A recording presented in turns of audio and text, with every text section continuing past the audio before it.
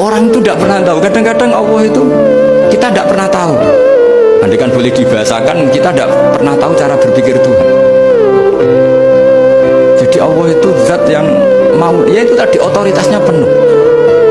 Makanya pernah cerita di mana-mana di kitab-kitab yang saya baca itu ada dua orang yang ahli neraka, sudah di neraka. Ini sekaligus ijazah, saya ulang lagi sekaligus ijazah, bisa dipraktekkan nanti itu. Setelah itu dua orang ini dipanggil ke surga sama Allah.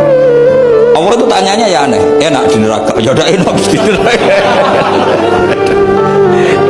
Ya gak enak di neraka, kok ditanya enak enggak, ya gak enak. Ya sudah, kembali lagi ke neraka, lari kencang-kencang, lari menuju neraka, lari. Sama Allah dipanggil lagi, loh kenapa kamu semangat? Ya Allah, saya ini kapok, saya ini trauma. Dulu ketika engkau perintah, saya ini lelet sekali. Disuruh sholat lelet, disuruh zakat lelet. Maka ini dengan perintah saya semangat supaya nggak ngulang kesalahan yang sama. Akhirnya sama dipanggil, ya sudah di surga aja, di surga. Karena semangat lari menuju neraka. Maka ini ijazah, nanti kalau di mahsyar ya, kamu dipanggil, ayo masuk neraka, harus apa? Semangat, semangat. Harus semangat.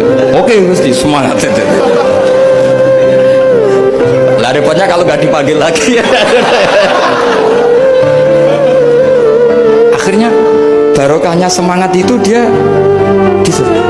Kita tidak pernah tahu cara berpikir Tuhan. Ini kan boleh dibahasakan seperti itu. Yang satu, ayo kembali lagi ke neraka. Tolah itu jalan oleh lagi. Sampai itu nggak semangat oleh lagi. Terus ditanya sama, kenapa kamu tolah itu? Saya tidak pernah ngira ya Allah ketika engkau panggil di surga kemudian engkau kembalikan lagi ke neraka. Ya sudah, kamu di surga saja, barokahnya husnudzon.